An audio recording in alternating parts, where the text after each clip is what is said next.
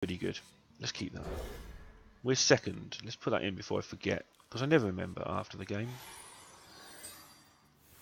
Which I should if I'm a good player, because you should remember how the game panned out in your head. I can play a 2-drop because I can play another one next turn.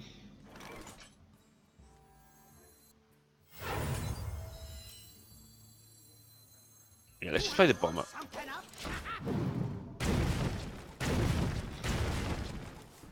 I like to keep the bomber for removal. He's better and better than people think, but I don't think this game's going to be one where we have much choice over hanging around. We're just going to play stuff and try and get control very early.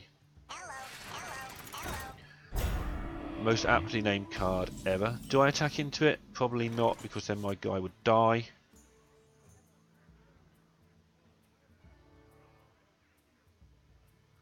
Well, it trades if it re-swings.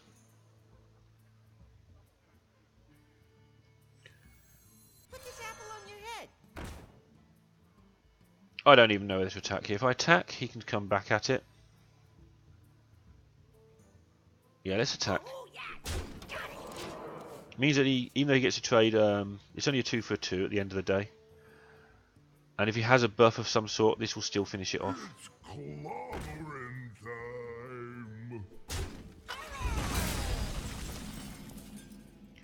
I've got a choice here. I can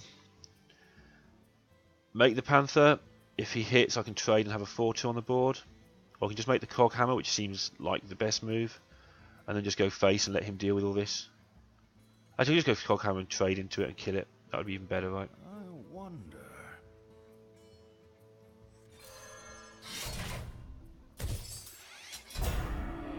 Yeah, let's just give him no For justice. way out. Let's just get the board cleared up. Pretty close. That's my extra card. He's got 5, I've got 5. I've got Cog Hammer. Yeah, I've got no stuff. I just have to keep making good minions and hoping. So that's going to be a problem. Here he is again. That's the most efficient play I can make, unfortunately, so let's do that. And again, I'm going to play this guy, and if he wants to swamp me, good luck to him. Because he's going to take a lot of damage from it. Don't get me wrong, it can kill you, and I will lose games. I'm not being cocky. I will lose games when I drop this, and it all goes tits up. That's a thing that will happen.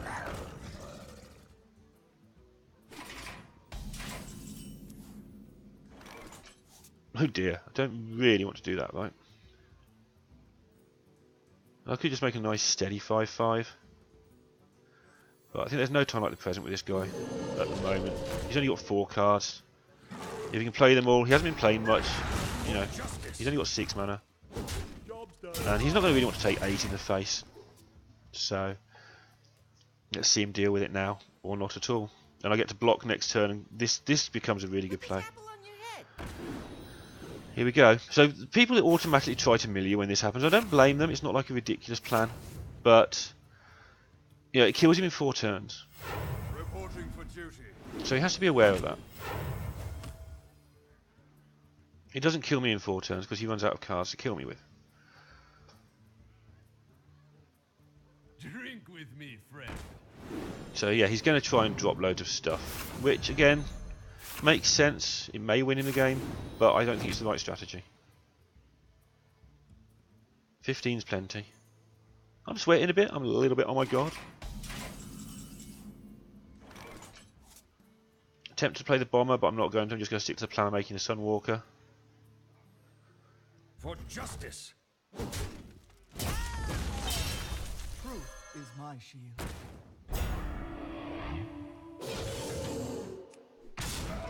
And I can't dick around clearing the board because then he will mill me to death. Like this turn alone, he can do a lot of cards of mill. So I just got to try and kill him.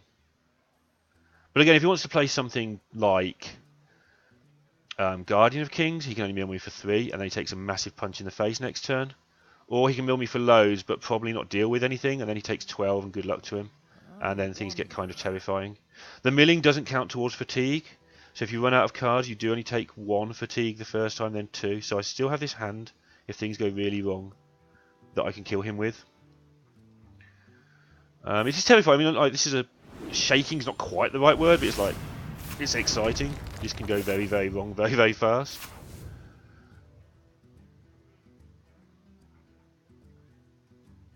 Reporting for duty.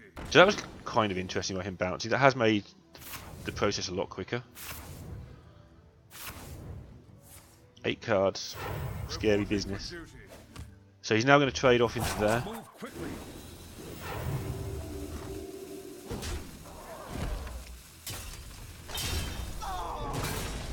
Okay.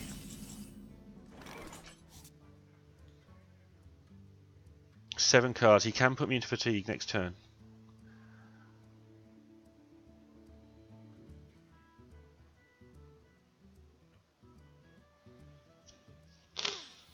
Let's see what happens here. Hopefully it'll hit both.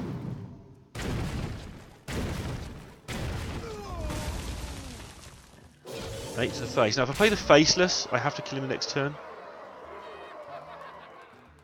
Let's just do this. Stand ready. So here we go. This is where we find out, do we win or don't we? Like, I'm going to be in fatigue, almost certainly. Can I win the game with what I have?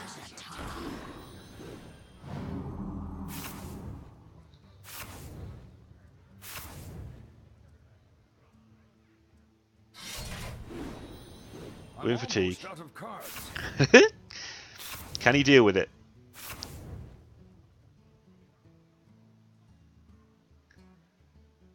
This is one of the most exciting games I've had for a while. I'm going to note that one down. That's going on the VODs if anyone wants to watch that again. Not because it's particularly exciting or because I'm particularly proud of the win, but I think it was a very good example of how Fel Reaver can distract your opponent. He went for the mill, which isn't a stupid initial response, but you don't get to play against Fel Reaver very often, so you do that. But actually, he would have been much better off just dealing with it. Because, yeah, he got me down to fatigue, but my hand still faces Manipulator, Frostwolf, Stormwind, and my hero.